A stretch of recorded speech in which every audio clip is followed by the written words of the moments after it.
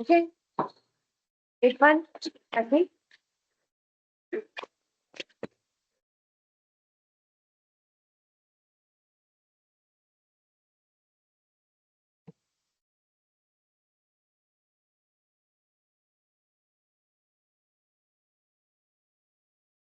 So we'll start something new today.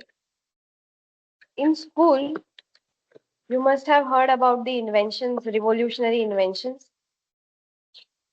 ऐसे inventions जिसने human kind के life को change किया. कौन से हैं ऐसे inventions? हाँ? Electricity, okay. सबसे पहला invention कौन सा?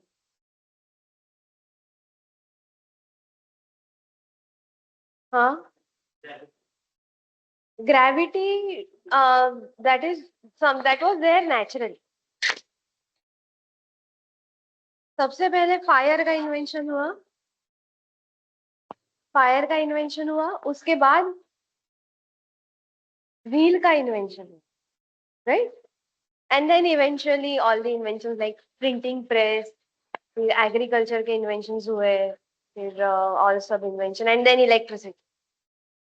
सो समथिंग अराउंड इन 3500 BC, मतलब before Christ, wheel was invented. Okay, और व्हील इन्वेंशन से हमें क्या फायदा हुआ? Why wheel is so important? For transport, yes. और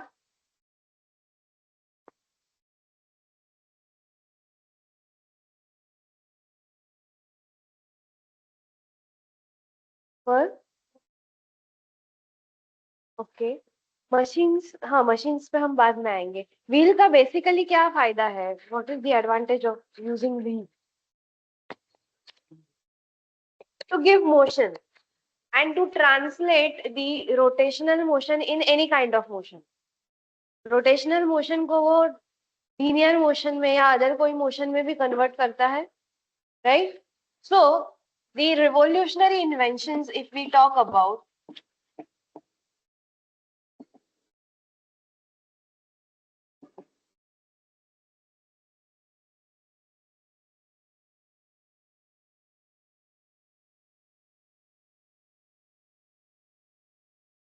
so don't think that हम history पढ़ना 4 जगह चालू कर रहे हैं.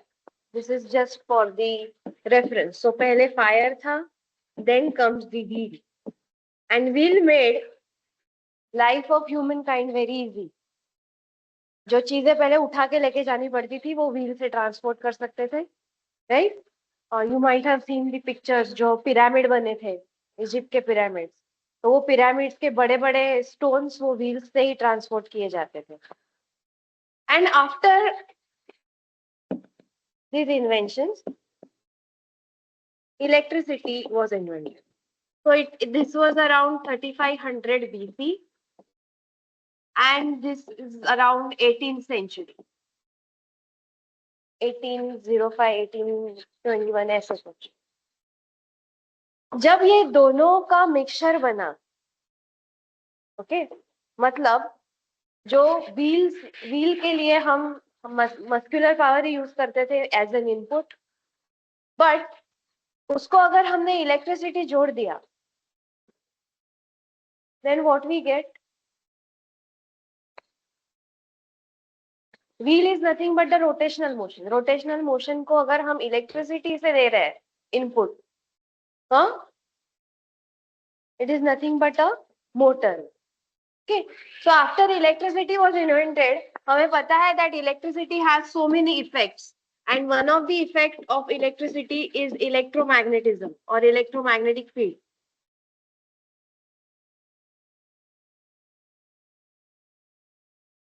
तो इलेक्ट्रोमैग्नेटिज्म और इलेक्ट्रोमैग्नेटिक फील्ड, ये एक इफेक्ट है इलेक्ट्रिसिटी का. ऐसे इलेक्ट्रिसिटी के कई सारे इफेक्ट्स हैं, heating effect, chemical effect, etcetera. Okay, so what people thought कि ये इलेक्ट्रिसिटी का ये इफेक्ट, इलेक्ट्रोमैग्नेटिज्म इफेक्ट यूज करके क्यों ना हम रोटेशनल मोशन जनरेट करें. ओके, तो अगर मेरे पास इलेक्ट्रोमैग्नेटिज्म है, मतलब मेरे पास मैग्नेट्स है, ओके, मैग्नेट्स कौन से टाइप्स के होते हैं? परमानेंट एंड परमानेंट और क्या? Electromagnet. Okay, so if we thought of using permanent magnet में हमें पता है that like poles repel each other and opposite pole attract each other. So if you are using the permanent magnet, अगर मैं motor बनाना चाहूँ, motor में हमें पता है there are two parts in motor, one is which is rotating and another one which is stable, right? तो ये दो पार्ट है मोटर के. तो सबसे पहले अगर मेरा N पोल इधर है, S पोल इधर है, तो अगर ये अंदर वाले पार्ट का मैंने N पोल इधर लाया और S पोल इधर लाया, तो क्या होगा? रिपेल करेंगे. So it will move in either direction. ठीक है, बट ये मूव करके बाद में क्या होगा? Later on S pole will come here and N pole will come here. और ऐसा होने के बाद क्या होगा? They will attract and it will stop. So there is no sense in using two permanent magnets in the motor. ठीक है, अभी दूसरे ऑप्शन पे देखते हैं हम लोग. दूसरे ऑप्शन में we can use one permanent magnet and one electromagnet. हाँ, तो उससे क्या होगा?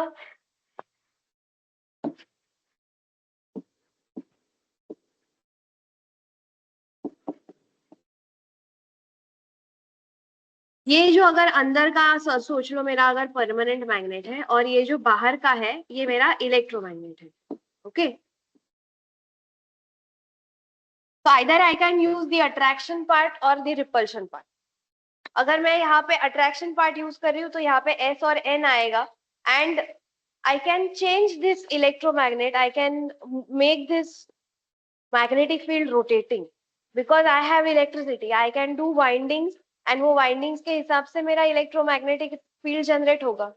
So according to that, this in the inner part, which is called as rotor, it will move. So this is one of the method that use one permanent magnet and one electromagnet. So in your small motors, जो हम cycle में वगैरह use करते हैं ना, generators motor, generator is opposite of it. So there you have that permanent magnet. कभी खोल के देखा है वो मोटर?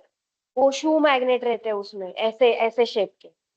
हाँ, तो वो एक वो जो है वो परमानेंट मैग्नेट है. उसको अगर आप कोई आयरन के या कोई मैग्नेटिक मटेरियल पे लगा, वो चिपकता है, छोटा वाला मोटर, बिकॉज उसमें एक परमानेंट मैग्नेट रहता है एंड वन इलेक्ट्रोमैग्नेट. ठीक है, और I can go for both the electromagnet. मतलब ये अंदर वाला पार्ट भी इलेक्ट्रोमैग्नेट एंड बाहर वाला पार्ट भी electromagnet. Okay, so this is how, this is the basic idea of motors, that motor में we use the electricity to form the magnetic field, and magnetic field form होने के बाद, because of that attraction repulsion of the magnets, we get the motion. Okay, so this is one of the method. Now someone may think कि ये electromagnetic effect, there is electrostatic effect also which has attraction and repulsion, but electrostatic effect में इतना strength नहीं रहता है, and that is why we can not use electrostatic effect here. We have to go for electromagnetic effect only. Okay, alright. So if we use two permanent magnet, we have already seen that it is not possible because दो permanent magnet में polarity doesn't change. So it is not possible to use two permanent magnet. We can use one permanent magnet and one electromagnet. But that is possible in small motors like dynamos, जिसको dynamos बोलते हैं ना, वो cycle पे लगाते हैं वो. तो dynamos में वो possible है. So in big motors we have both electromagnets. जो हमारी इंडस्ट्रियल मोटर्स होती है, इवन पंप्स के लिए जो मोटर्स लगती है, उसमें we both have these as electromagnet. So we need electric circuit. ये टू इलेक्ट्रोमैग्नेट अगर मुझे फॉर्म करना है, let me right. First option क्या था? Both permanent magnets. I am writing PM for permanent magnet. It is not possible to form motor. If we have one permanent magnet plus one electromagnet, then it is possible for small motors like dynamos.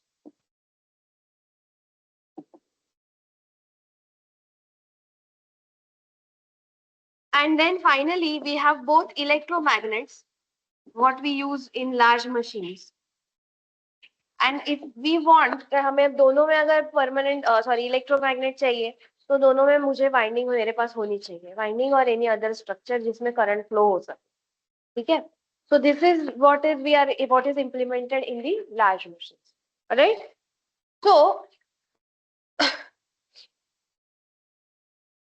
in this last type जहाँ पे मेरे पास 2 electromagnet है, there is possibility कि मैं दोनों को मतलब rotor का जो सर्किट है इलेक्ट्रिक सर्किट एंड स्टेटर का इलेक्ट्रिक सर्किट दोनों को सप्लाई दूं. ठीक है. या फिर आई कैन हैव समथिंग जिसके वजह से मैंने एक को सप्लाई दिया तो दूसरे में ऑटोमेटिकली सप्लाई आ जाएगा.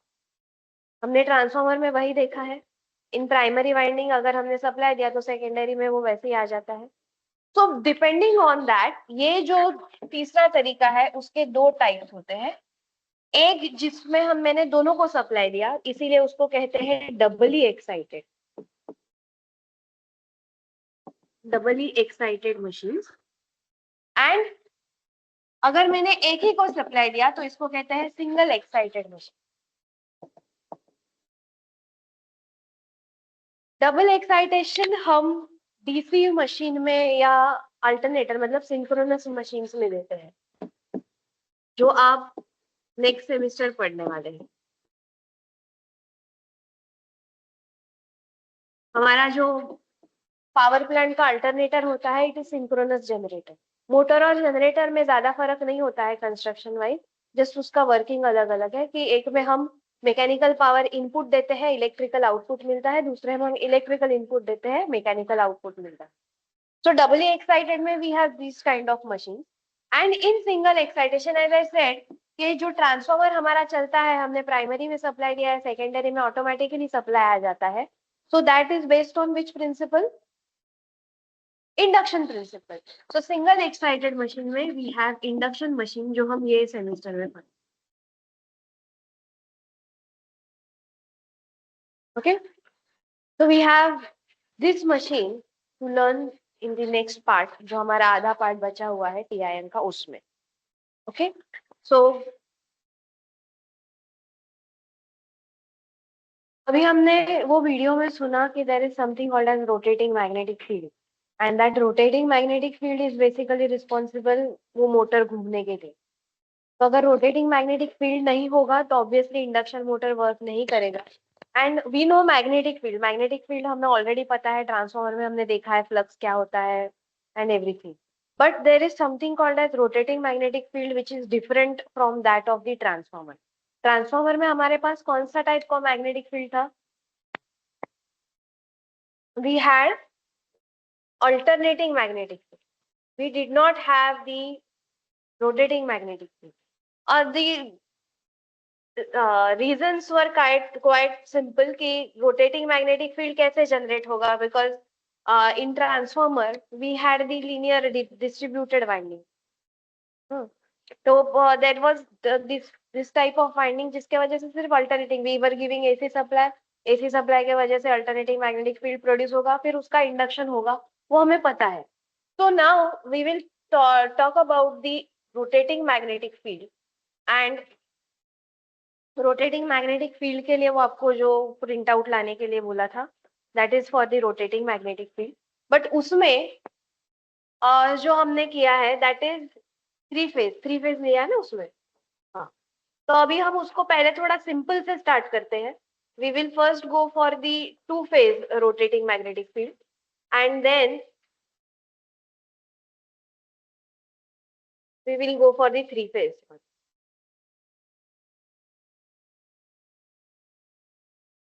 तो टू फेज मैग्नेटिक फील्ड मतलब क्या होता है?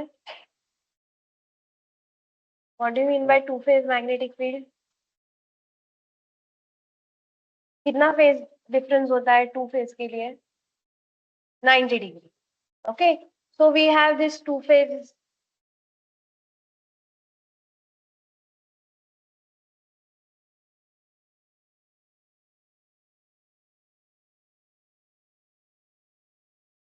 ये टू फेज का हमारे पास एक वेवफॉर्म है which is displaced by 90 degree. Alright.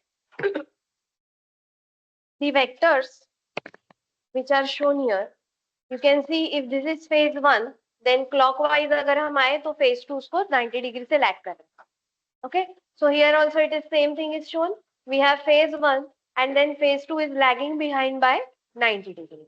अगर ये ऐसा मेरे पास वेवफॉर्म है, हाँ, ये phi m sin omega t is the RMS value of this flux का वेवफॉर्म, राइट?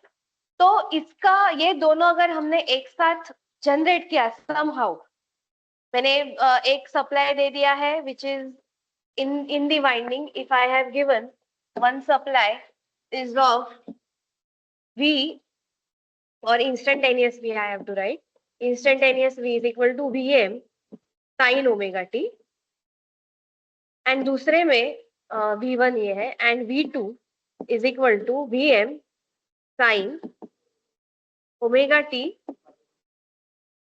हाँ, -90.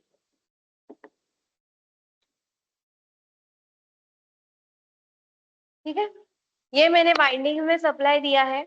ये इलेक्ट्रिकल एंगल हुआ 90 डिग्री, बट इसको वाइंडिंग्स को इस तरह से मैंने प्लेस किया है कि वो मैकेनिकली भी 90 डिग्री पे हो. Now this must be very difficult for you to understand mechanical and electrical angle. तो हम इसके बारे में अभी डिटेल में बात नहीं करेंगे. May be in 4th semester when you learn BCSM, तो उसमें वाइंडिंग और अच्छी तरह से डिस्कस किया, because in this course we had transformer also and motors also. तो हमारे पास ज्यादा स्कोप नहीं था, एंड एनीवेज 3rd सेमेस्टर में इतना सब will be burden to you. तो वो जो वाइंडिंग का पार्ट है, कैसे वाइंडिंग होता है, कौन से टाइप्स के वाइंडिंग्स होते हैं, वो आपको 4th सेमेस्टर में. But right now we have given this 2 supplies, जो हमने वाइंडिंग्स रखे हैं, जैसे वहां पे वो 120 डिग्री पे 3 वाइंडिंग्स वो वीडियो में रखे थे, वैसे अभी 90 डिग्री पे रखे हैं. एंड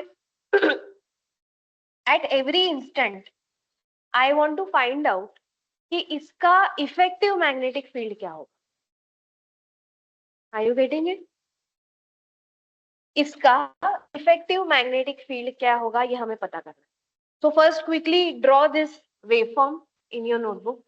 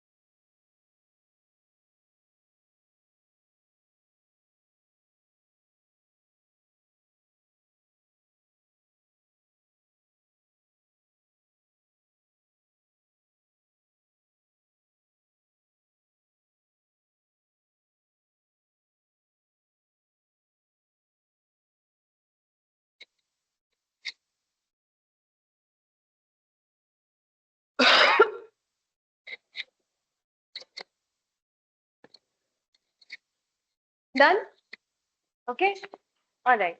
तो अभी हम एक एक इंस्टेंट पे will discuss that how the effective magnetic field is going to be. So let's consider this is instant number 0. ये दिख रहा है, लिखा है instant 0, 1, 2, 3, 4. Have you noted down in your diagram also? ठीक है, तो at instant 0, what is if these are the flux, इसके वजह से ये flux develop हुआ है. Okay, we are not considering any lagging and everything. इसके वजह से ये flux develop हुआ है. तो at instant number 0, phase 1 and phase 2 के वजह से जो फ्लक्स डेवलप हो रहा है उनकी वैल्यूज क्या है? फेज 1 की 0 एंड व्हाट अबाउट फेज 2? -90 क्या? माइनस 5m, बराबर। This is -5m, right? -5m मतलब क्या? These are the given directions. ये डायरेक्शंस ऑलरेडी हमने कंसीडर किए हैं एज अ रेफरेंस। माइनस मतलब ये फेज इन दिस डायरेक्शन ये पॉजिटिव में है, माइनस मतलब क्या होगा? ये नेगेटिव में आएगा एंड इट इज नेगेटिव, बराबर। ये नेगेटिव में, ये पॉजिटिव में है तो इसका अपोजिट वाला नेगेटिव में आएगा। And phase 0 is 0 only, phase 1 is 0 only, there is no magnetic field because of that. तो फेज 1 का जो मैग्नेटिक फील्ड है वो पूरा नेगेटिव में चला आएगा और उसका वैल्यू होगा 5m। डायरेक्शन चेंज हो गया, अभी हमें माइनस लिखने की जरूरत नहीं है। अपवर्ड का हमने डाउनवर्ड कर दिया तो वो डायरेक्शन नेगेटिव वहां पे कंसीडर हो गया and the effective resultant magnetic field is only 5m। यहाँ तक क्लियर है? Should I repeat this? Is it clear? Okay, now let's consider instant number 1। इस पे एंगल कितना है? इंस्टेंट नंबर 1 पे 0, 45 डिग्री, राइट? 45 degree, okay. तो 45 डिग्री पे दिस इज अ साइन, ये साइन है ना, तो साइन 45 कितना रहता है?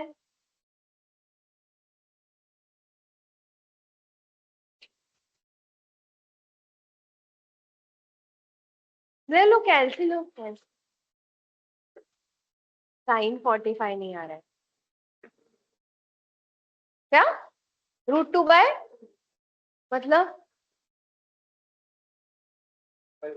1/√2। तो एट दिस 45 डिग्री अगर मैंने ये वैल्यू निकाला, हाँ, I zoom it, pay attention here. At instant number 1 angle is 45 degree. Phase 1 का अगर मैंने वैल्यू निकाला, एम्पलीट्यूड मुझे निकालना है, magnitude of the phase 1 flux, तो ये क्या आना चाहिए? 5m इंटू साइन 45, मतलब कितना हुआ? अभी निकाला ना साइन 45, कितना? हाँ, तो ये कितना आएगा? This is 5m sine 45। अभी ये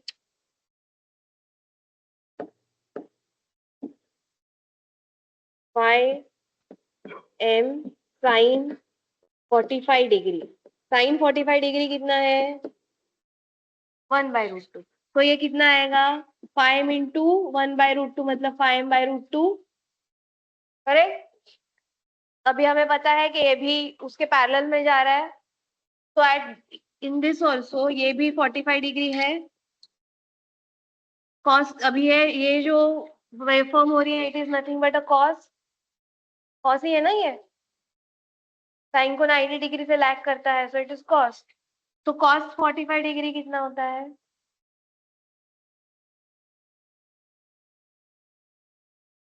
नहीं होता है ना, so even this is going to be 5m/√2, it is -5m/√2, negative में है, ओके। सो एट 45 डिग्री एंगल फेज 1 का एम्पलीट्यूड कितना है 5m/√2. सो ये पॉजिटिव है तो इसी डायरेक्शन में 5m/√2 आएगा. एंड फेज 2 इज क्या है फेज 2 -5m/√2. तो कैसा आएगा फेज 2 -5m, हाँ माइनस मतलब नीचे.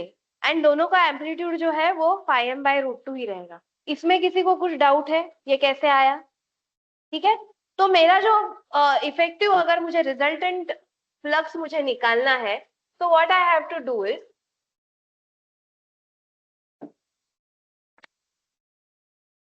ये है मेरा फेज 1 का विच इज 5m/√2. एंड ये है मेरा फेज 2 का जिस which is -5m/√2. But minus I have already considered, उसको नेगेटिव में लेके गए. इसका रिजल्टेंट कैसे आएगा? What how will you find out resultant flux?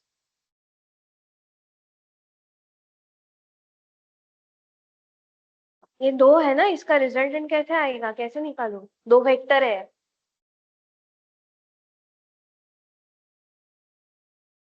हाँ हाँ बोलो बोलो. पैरेललोग्राम. तो कैसे पैरेललोग्राम बनेगा?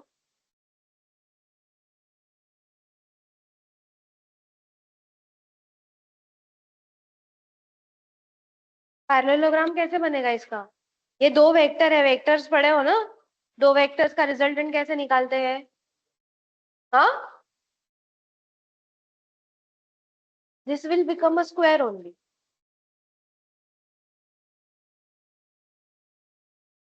हाँ क्या? अरे भाई ये स्क्वायर बनेगा. वो जो बोल रहा है बराबर है, पैरेललोग्राम नहीं, ये स्क्वायर बनेगा ऐसा. और ये रिजल्टेंट आएगा ना. हाँ तो रिजल्टेंट का एम्पलीट्यूड निकालो, मैग्नीट्यूड कितना आएगा?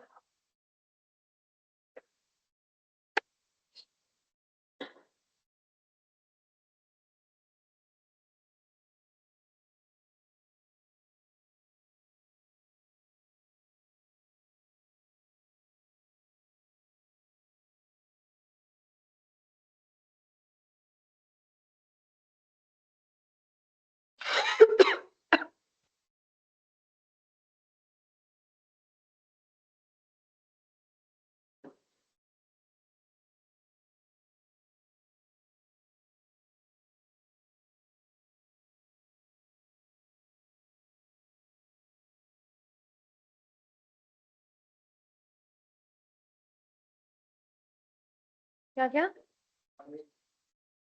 कैसे निकाला? अच्छा हाँ बोलो क्या आएगा? ये डायग्राम निकाला है इधर. मुझे ये इसका मैग्नीट्यूड चाहिए, ये दोनों इतने हैं.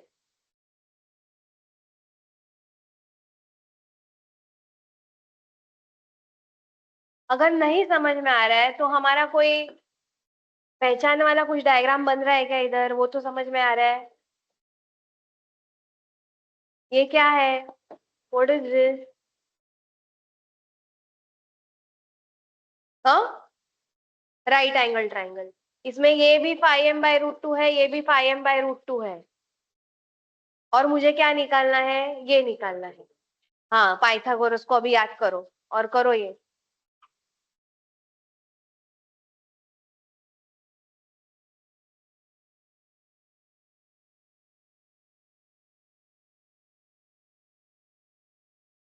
क्या बोलता है Pythagoras theorem? Hmm. Hypotenuse square. हाँ. तो what is hypotenuse? This is this hypotenuse? हाँ. तो हाइपोटेन्यूज का लेंथ कितना आएगा?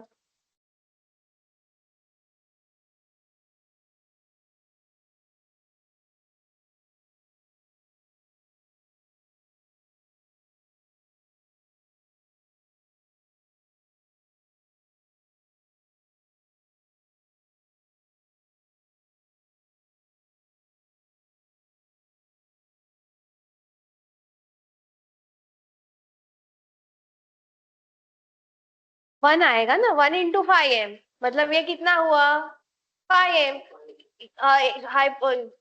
पाइथागोरस क्या कहता है, a square plus B square is equal to C square, and C is the hypotenuse, right. तो a कितना है 5m/√2 the whole square, b कितना है 5m/√2 द होल स्क्वायर, मतलब ये क्या हुआ 5m² अपॉन 2, और ये 2 टाइम होगा ऐसा, तो finally what we have 5m²। तो c इज इक्वल टू क्या आएगा, √5m², दैट इज 5m। ये समझा है क्या? अभी और इजी तरह से नहीं सिखा सकती हूँ मैं।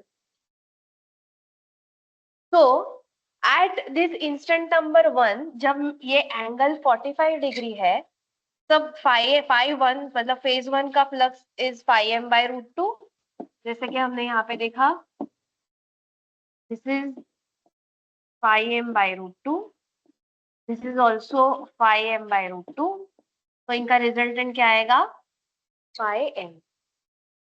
बट पे अटेंशन हियर, ये इंस्टेंट 0 एंड इंस्टेंट 1 में डिफरेंस क्या है, दोनों 5m है, रिजल्टेंट फ्लक्स 5m है, but what is the difference, phases का मतलब,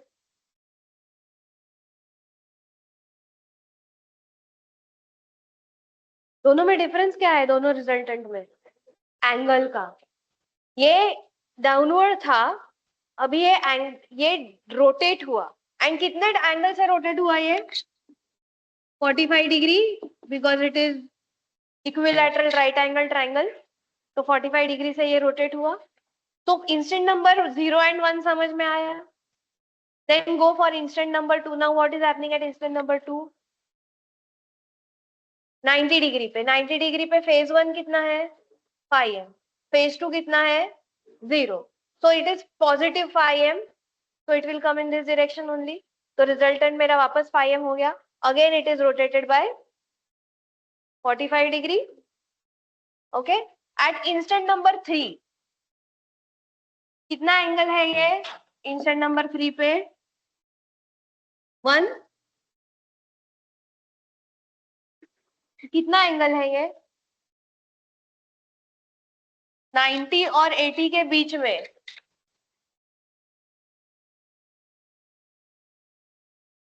135 ना,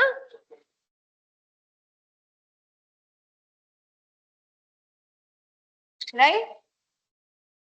अभी हमें पता है, यहीं से देख के पता चल जाएगा that these values are same, and now both are positive, ये 5m/√2 ही है ना, एंड बोथ आर पॉजिटिव, तो ये ऐसे ही डायग्राम आएगी नीचे, इसमें यहाँ पे आएगा 5m/√2 एंड यहाँ पे आएगा 5m/√2, तो मेरा रिजल्टेंट अगेन क्या होगा 5m, बट अगेन वो 45 डिग्री से रोटेट हुआ। एंड एट इंस्टेंट नंबर 4 जब 180 डिग्री है, तब फेज 1 कितना है 0 है, and phase 2 5m, positive 5m, सो ये इसी डायरेक्शन में आ गया। सो द कंक्लूजन इज कि एवरी केस में, now I have taken this instances, मतलब ये मैंने कंटिन्यूस नहीं लिया है, बीच में ही कोई 70 डिग्री एंगल नहीं लिया है for our easier calculation, but अगर मैं वैसे भी लू तो भी मेरा रिजल्टेंट जो है वो 5m ही रहने वाला है with that some angle, and it is continuously rotating, you can see here, पहले नीचे था फिर इधर चला गया, ये continuously rotate हो रहा है, and that is how it forms rotating magnetic field which is in clockwise direction. तो रोटेटिंग मैग्नेटिक फील्ड अगर आपको बनाना है तो वो यूनिफॉर्मली रोटेट होना चाहिए, वी कैन सी हियर, अगर हम 45 डिग्री के एंगल पे उसको ले रहे हैं तो वो फेजर भी 45 डिग्री से ही रोटेट हो रहा है। अगर मैं यहाँ पे थीटा इक्वल टू 10 डिग्री लेती तो वो फाई आर 10 डिग्री पे आता, so it is uniformly rotating, correct, and उसका amplitude magnitude is same, resultant resultant change नहीं हो रहा. Pi r is always same in all the cases. तो आपका एक ही वेक्टर जिसका एक ही मैग्नीट्यूड है वो कंटिन्यूसली रोटेट हो रहा है. That is a rotating magnetic field. समझ में आया? ऐसा नहीं हो रहा है कि मैं यहाँ पे 45 डिग्री से रोटेट करूं और इसने 90 डिग्री का रोटेशन कर लिया. ऐसा नहीं हो रहा. Is that clear? ये समझ में आया? Quickly draw all this resultant. अगर किसी को समझ में नहीं आया है तो वो भी लिख लो फटाफट. Then we will move on for our main derivation, that is of three phase rotating magnetic field.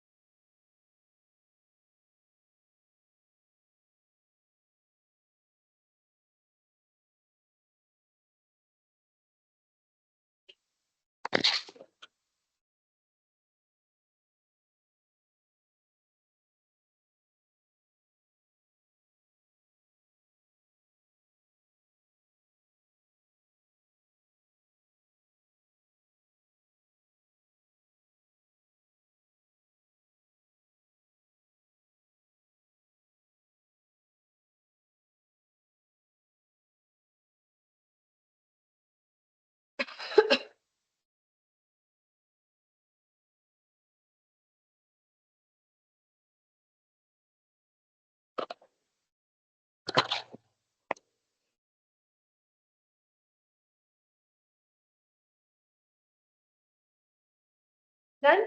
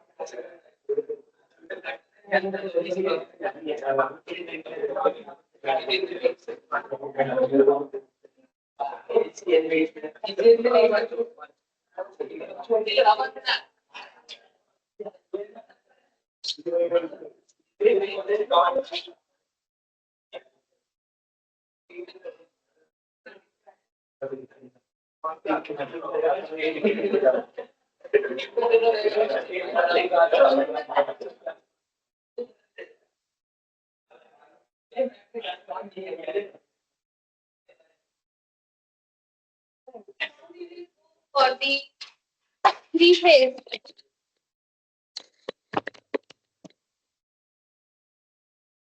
सबसे पहले you have to write here date, name and roll number so that it is not misplaced. Don't write roll number, सिर्फ name लिखो. Okay okay? और ये कौन सा आप ले रहे हो? 2 पेजेस हैं, एक में ग्रीन कलर है, एक में येलो कलर. सबसे पहले ये ग्रीन कलर का ले लेना.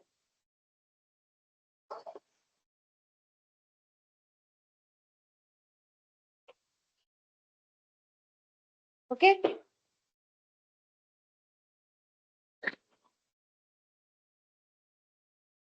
Now pay attention here.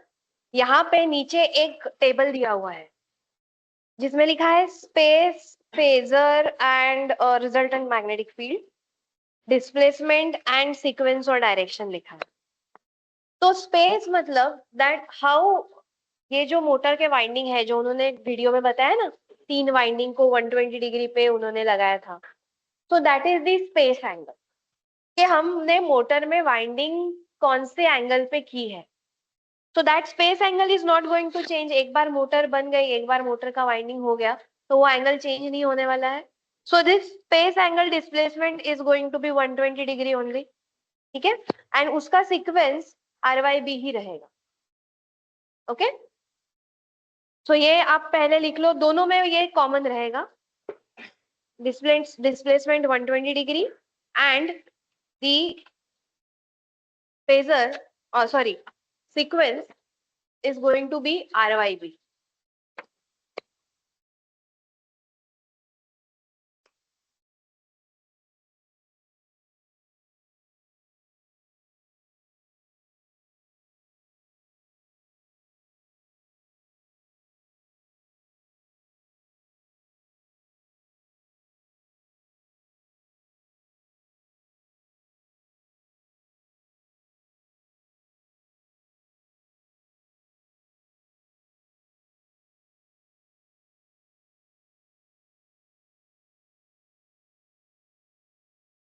Okay, ये लिख लिया आप लोगों ने 120 degree and sequence is going to be R Y B.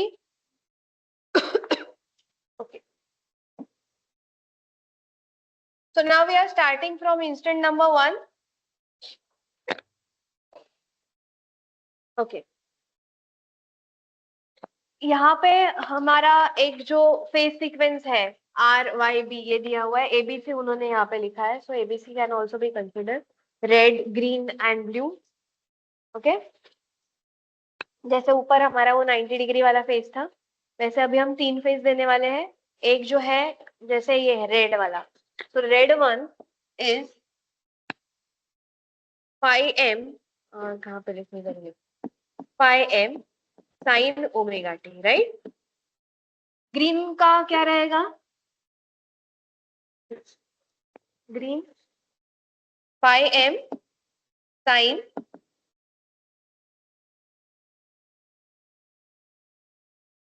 RMS value क्या रहेगा इसका,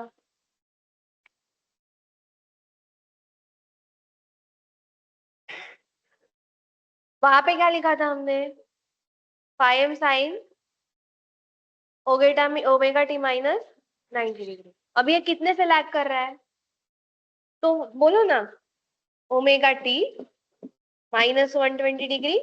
And what about the blue one, 5m sin omega into omega t minus 240. इसको हम ओमेगा टी प्लस 120 भी लिख सकते हैं, हमने 3 फेज में डिस्कस किया. ये क्लियर है. Now should we discuss the instances one by one. सबसे पहले इंस्टेंट पे फेज 1 या आर फेज का मैग्नीट्यूड कितना है, फेज फ्लक्स का एट इंस्टेंट नंबर 1. ये सबको क्लियर है. आर फेज का मैग्नीट्यूड इज 0, तो वो आर फेज आएगा ही नहीं. अभी हमने देखो हर इंस्टेंट पे हमने ऐसे इंस्टेंसेस लिए हैं कि जहाँ पे कोई एक 0 रहेगा, बिकॉज हमारे लिए 2 फेजर्स का रिजल्टेंट निकालना इतना मुश्किल है, 3 फेजर्स का हम क्या निकालें. तो हमने ऐसे ही इंस्टेंसेस लिए हैं कि जहाँ पे तीनों में से कोई एक 0 है. तो मेरे पास 2 फेजर है, उसका resultant I can easily find out. तो पहला ही केस जहाँ पे मेरा आर का फ्लक्स 0 है वो मैंने लिया है. Now what about the Y and B.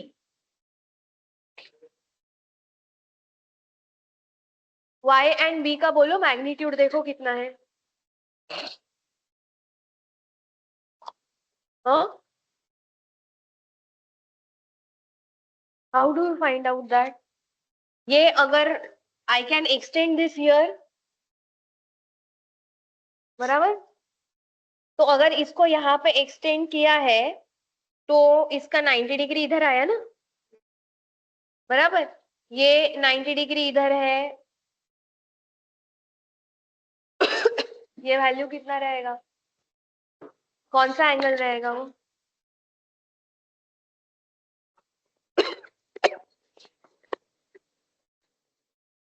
कौन सा एंगल रहेगा वो.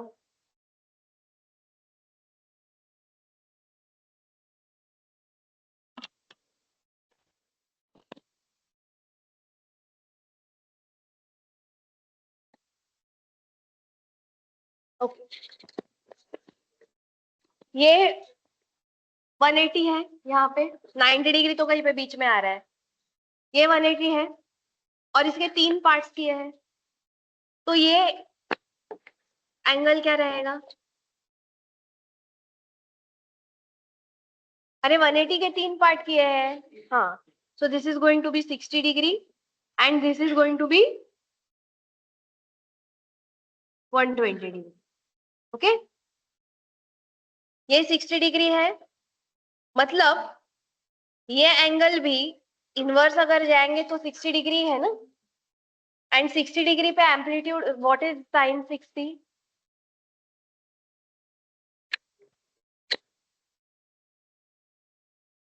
साइन 60 कितना होता है,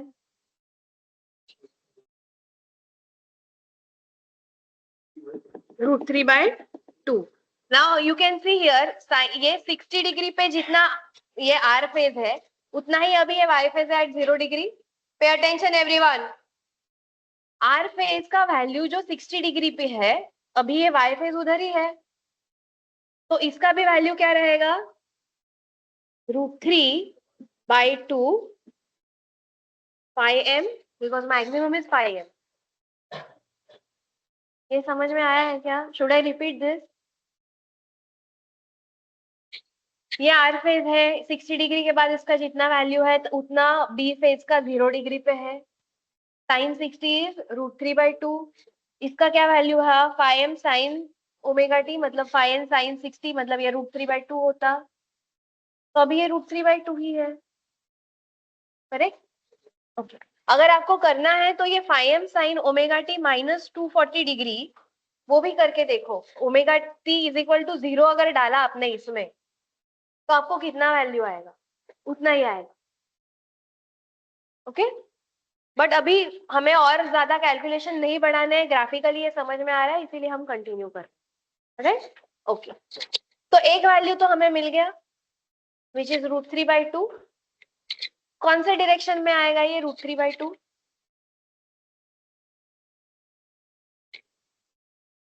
कौन से डायरेक्शन में आएगा?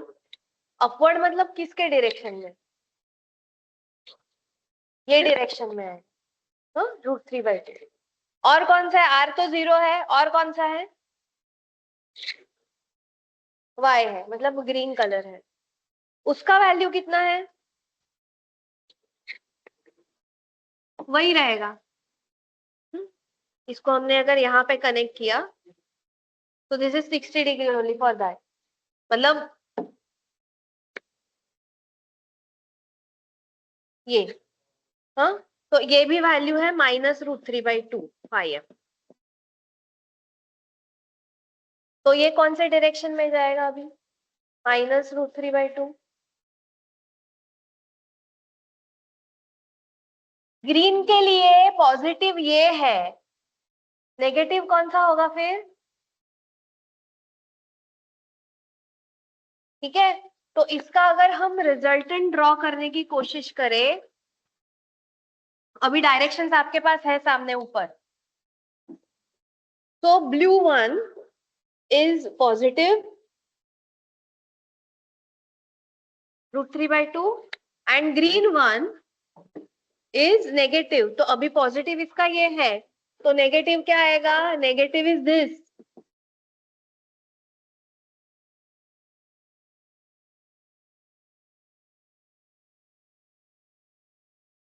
ये ऐसा नेगेटिव आएगा -c. बराबर. तो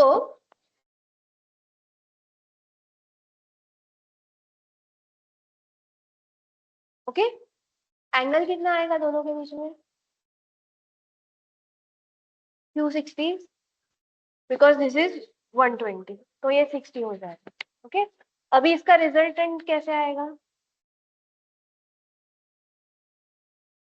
कैसे निकालेंगे रिजल्टेंट?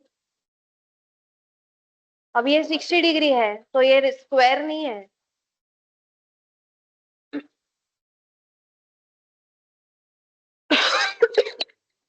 रिजल्टेंट ड्रॉ तो करो पहले. कैसे आएगा? Draw on that diagram only. आपको ये डायग्राम ड्रॉ करने के लिए दिया है. ये जो फर्स्ट इंस्टेंस है उसको इधर ड्रॉ करो, फिर सेकंड को नीचे, फिर थर्ड को ऊपर, तो आपको जगह मिलेगा. ओके. तो यूज दोस कलर पेन्स या जो भी आपने लाए हैं एंड ड्रॉ दिस.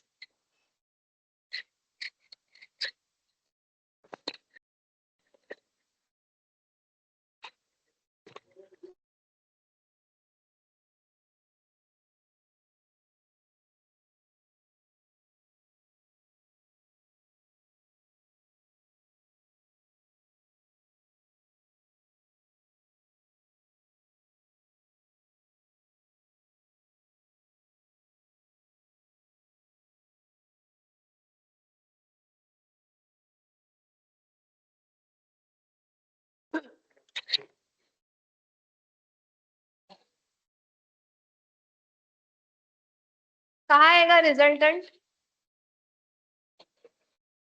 हाँ, वर्टिकली.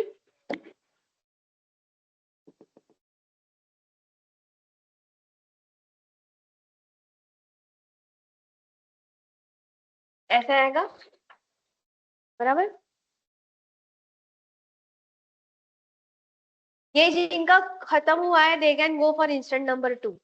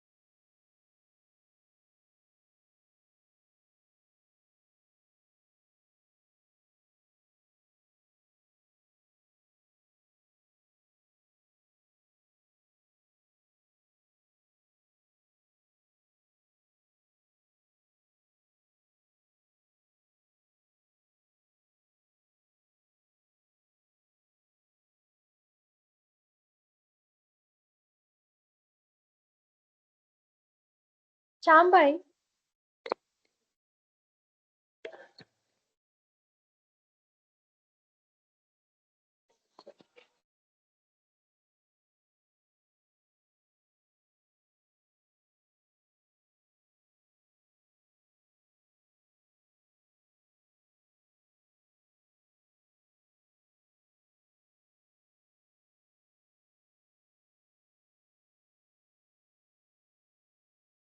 पहले चालू करता है। हाँ, सेकेंड इंस्टेंस पे क्या हुआ? Who is 0 now? B is 0. R is √3/2 5. Green is मतलब yellow is -√3/2 5. तो माइनस मतलब ये अभी भी उधर ही रहेगा, करेक्ट? तो दिस इज दैट -√3/5, मतलब माइनस मतलब उसको नेगेटिव में ले लिया। एंड आर, आर कहाँ आएगा? आर ऐसा ही है ना ओरिजिनली, करेक्ट?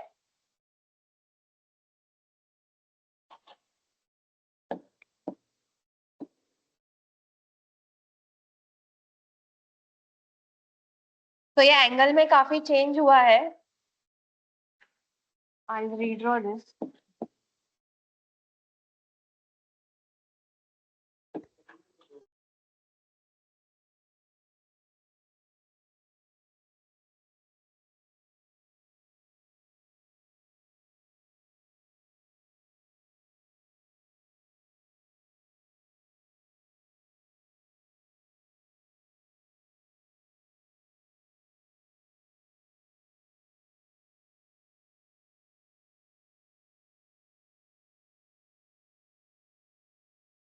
ओके, एंड इसका रिजल्टेंट कैसे आएगा?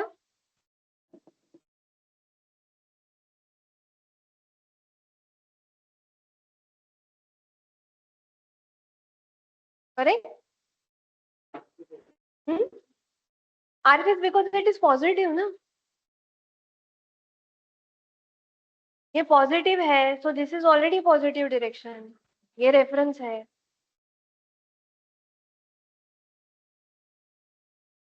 ठीक है, इसमें डाउट है किसी को कुछ? आर इज पॉजिटिव तो उसी डायरेक्शन में है, एंड ग्रीन इज नेगेटिव तो वो उसके अपोजिट में जाएगा। देखो आपके इसमें ऊपर रेफरेंसेस दिए हुए हैं। हाँ,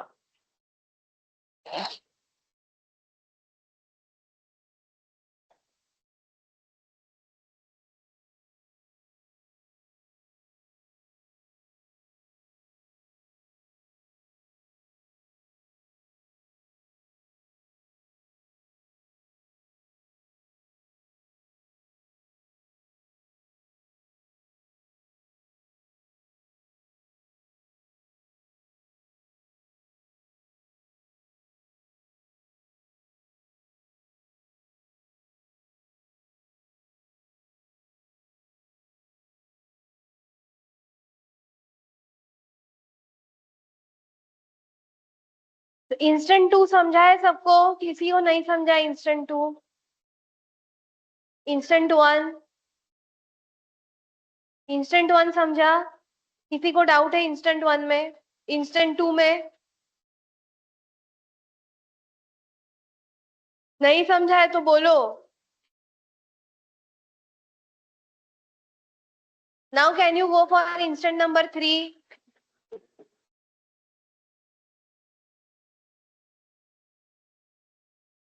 now who is zero at instant number 3? Y phase? What about red and blue?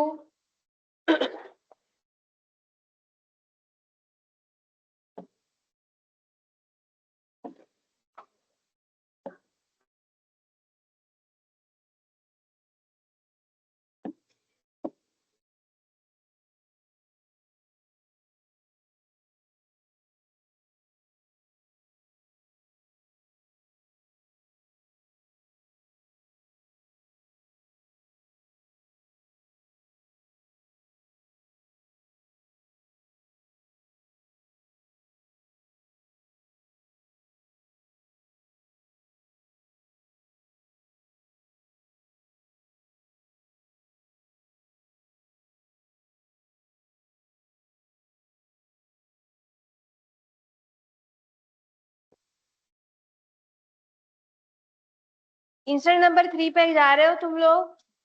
करो, क्या बताओ मुझे।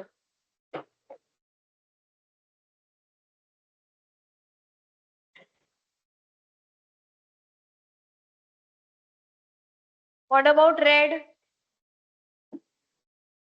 हाँ, √3/2 एंड इट इज पॉजिटिव, तो कैसे ड्रॉ करना पड़ेगा? नीचे रेड, रेड। हाँ, तो रेड ऐसा ही आएगा, मतलब सेम।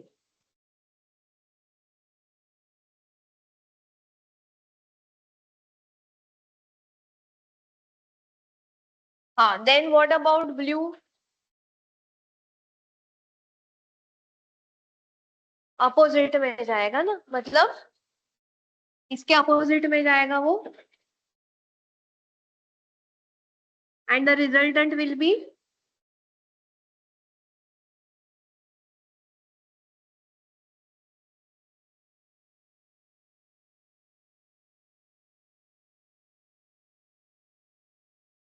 ब्लू। किधर है ब्लू का नेगेटिव? अरे हाँ, बराबर, बराबर है ना।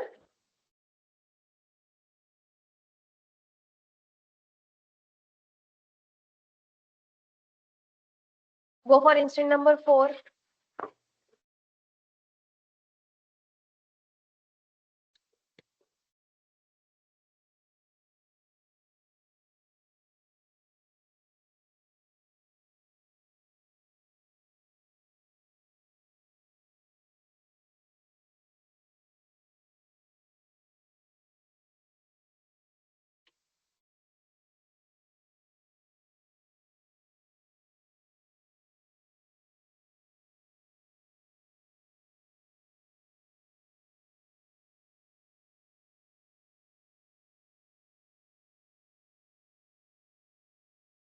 Now don't wait for me, go ahead, 4 5 6 सब निकालो.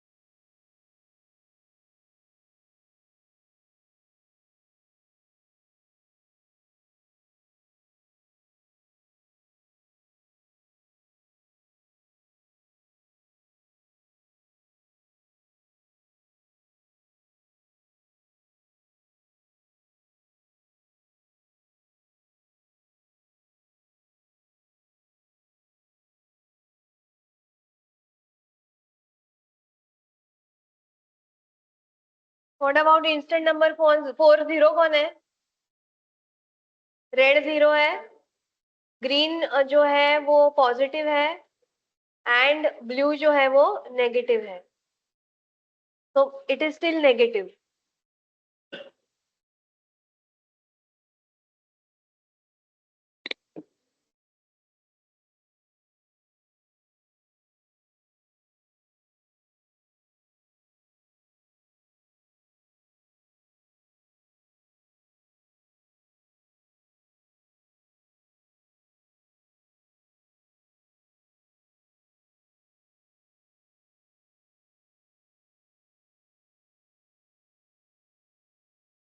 फोर वर्किंग चला.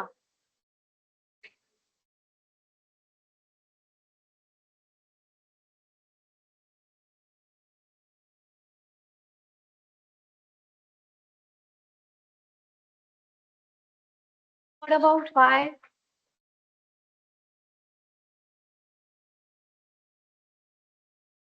2 10s.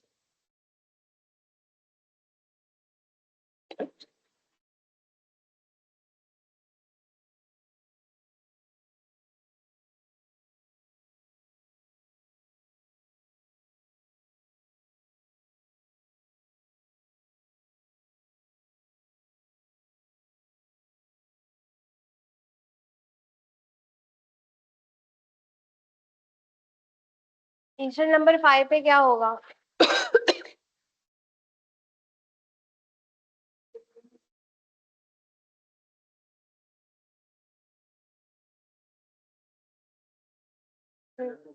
To 40.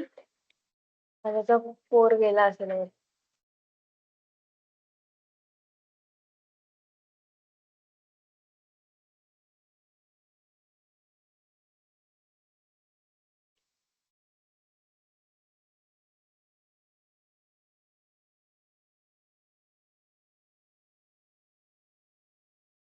What about instant number 5? बता रहे हो क्या?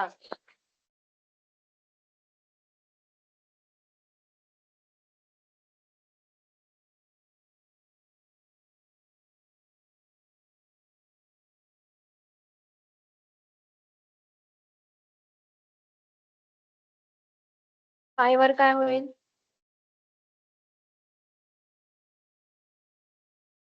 कोण 0 आहे 5 वर?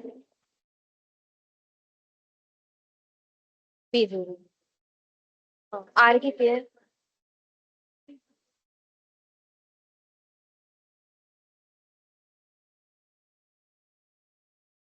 नेगेटिव्ह आहे ना, मग कुठे येणार आर? हा डाऊनवर्ड येईल आर. आर इकडे पॉझिटिव्ह कुठे आहे?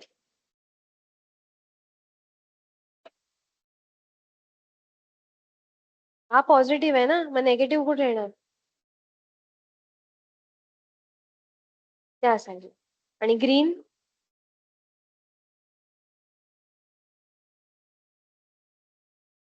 पॉझिटिव्ह आहे ना, मग कुठे येणार? असाच येणार. मग रेड असा ग्रीन असा ड्रॉ करा.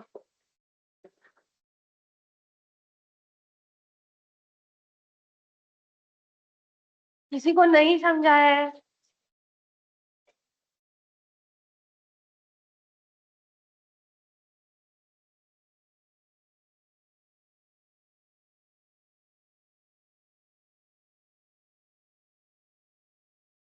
हा बघू.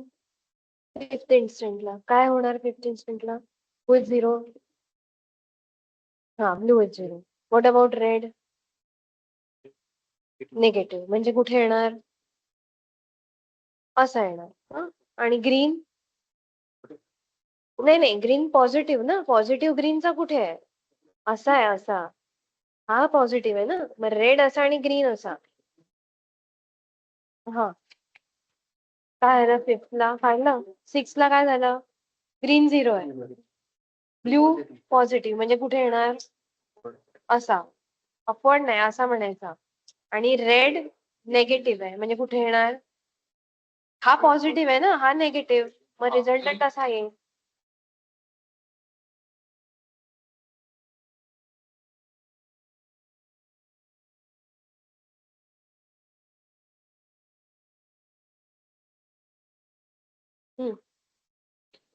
कौन सा इंस्टेंट चल रहा है? टू. कौन जीरो है? ब्लू जीरो है ना. हाँ बचा कौन? हाँ रेड क्या है? पॉजिटिव, ऐसा ही आएगा. ग्रीन क्या है? हाँ तो कैसा आएगा? ग्रीन नेगेटिव है ना, ग्रीन देखो इधर, ग्रीन का पॉजिटिव कैसा है? ऐसा है, तो नेगेटिव किधर जाएगा? ऐसा है ना, तो उसका उल्टा होगा, ऐसे जाएगा. नेगेटिव. ये पॉजिटिव है तो नेगेटिव ऐसे नहीं जाना चाहिए. हाँ तो पहले तो रेड है, रेड को सीधा निकालो, पॉजिटिव है ना. नहीं निकाला है, इरेज करो ये.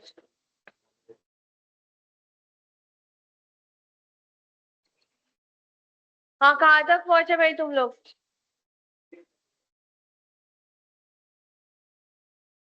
फिफ्थ हो गया. फिफ्थ पे क्या है? ब्लू जीरो है, green is red is negative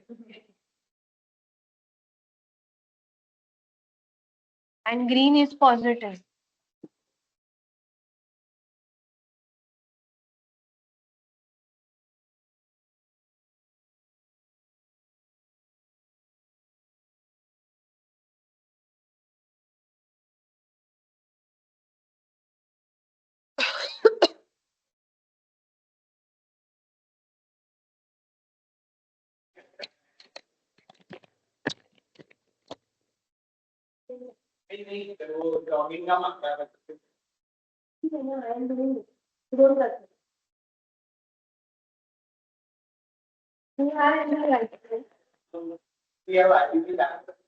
Why are you not doing that? So be seated. Don't do anything with mouth.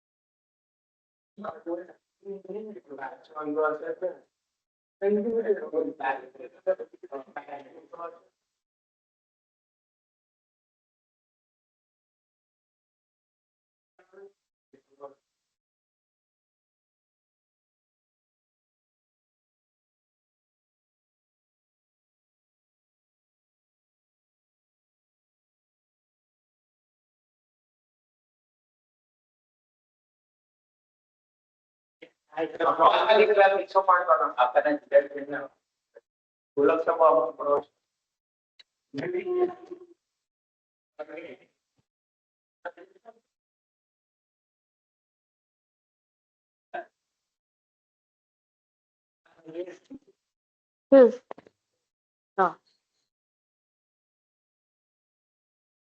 What about instant number 6? Who is 0? Green is 0.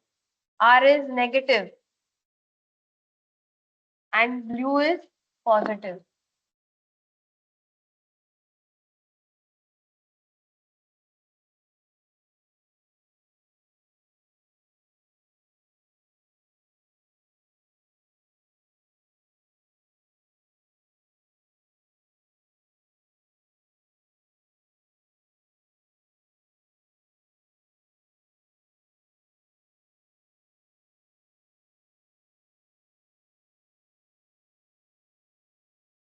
Seven पे क्या है? Red 0 है, blue positive and green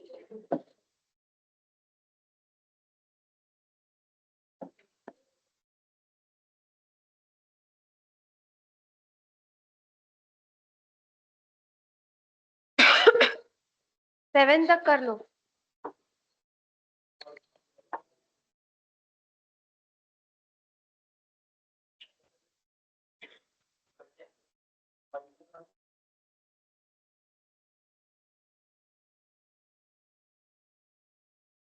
Yes. तो इधर वापस draw करो ना, इधर ड्रॉ करो या इधर ड्रॉ करो.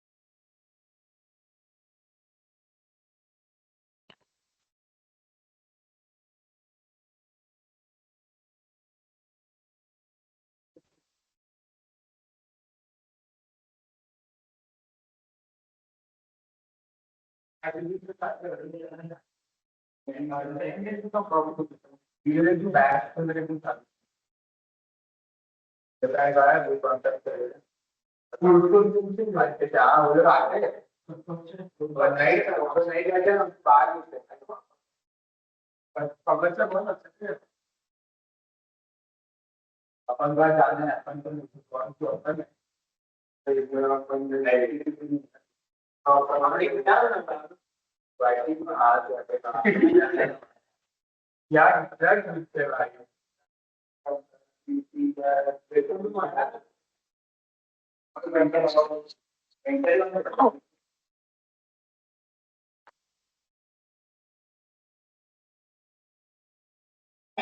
हो गया सेवन तक. Okay, now pay attention everyone, अगर नहीं भी हुआ है पे अटेंशन हियर. तो सेम प्रोसीजर हमने फॉलो किया up to situation the instant number 7. क्या हुआ इंस्टेंट नंबर 7 पे? अगेन मुझे वही इंस्टेंट मिला एट इंस्टेंट नंबर 1 जो मुझे मिला था. और ये फेजर रोटेट करते करते पहले यहाँ पे था. कौन से डायरेक्शन में रोटेट हो रहा है by the way? Resultant clockwise direction. हाँ, एंड यहाँ पे हम देख सकते हैं कि अगर ये हमने 0 पकड़ा, so this angle is going to be 30 + 30 60. वो हम कैलकुलेशन में करेंगे तभी हम देखेंगे. So I am rotating, I am taking instant at 60 degree. 60 degree, her 60 degree पे मैंने instant लिया है. And this phasor is also rotating by 60 degree. मतलब जो यूनिफॉर्म स्पीड का बात मैंने किया था for that RMF, rotating magnetic field, so it is satisfied. And at every instant इसका वैल्यू √3/2 ही है सबका, सब फेजर्स का. तो मेरा मैग्नीट्यूड भी चेंज नहीं हो रहा है. मतलब ये मैग्नेटिक फील्ड यूनिफॉर्म स्पीड पे रोटेट हो रहा है and उसका resultant is always equal.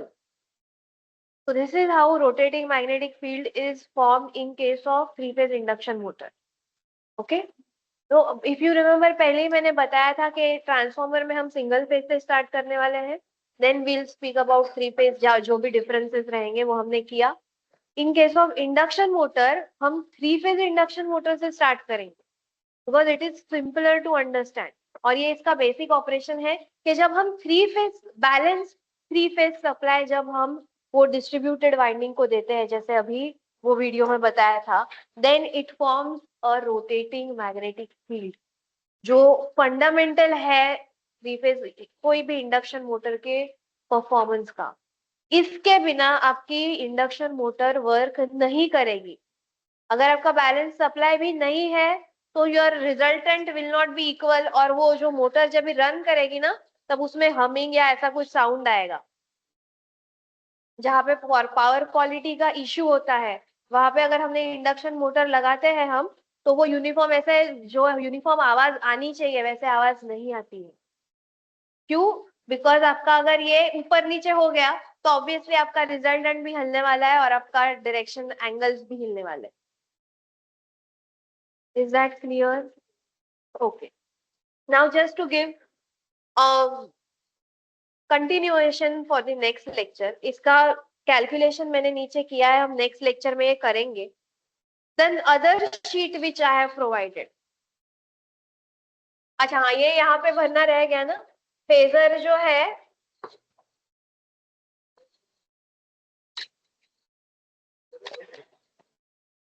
phasor wise it is also 120 degree,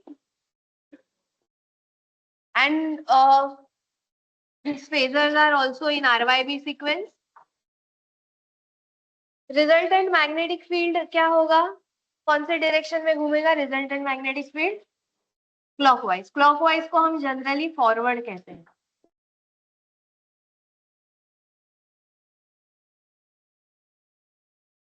okay okay?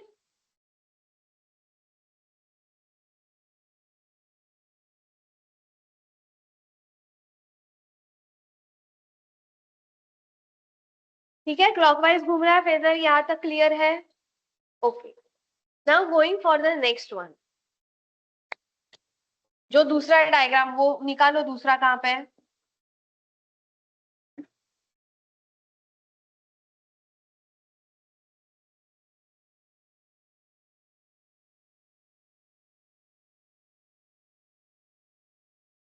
ठीक है, अभी सेम मोटर है मेरे पास, मतलब सेम मोटर का मतलब क्या हुआ कि मेरा स्पेस में angle is 120 degree displace and it is in the sequence of RYB। Motor मैंने चेंज नहीं किया, बट सप्लाई जब मैंने दिया तो सप्लाई कुछ इस तरह से दिया, RBY। सप्लाई मैंने RBY दिया,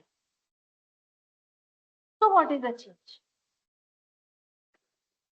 वो फाइंड आउट मुझे करना है। अगर मैंने RYB के जगह RBY सप्लाई दिया, तो इस ये जो रिजल्टेंट मैग्नेटिक फील्ड था उसका मैग्नीट्यूड एंड डायरेक्शन में क्या फर्क पड़ेगा, पड़ेगा या नहीं पड़ेगा, वो मुझे फाइंड आउट करना। Okay, so it is a homework for next lecture.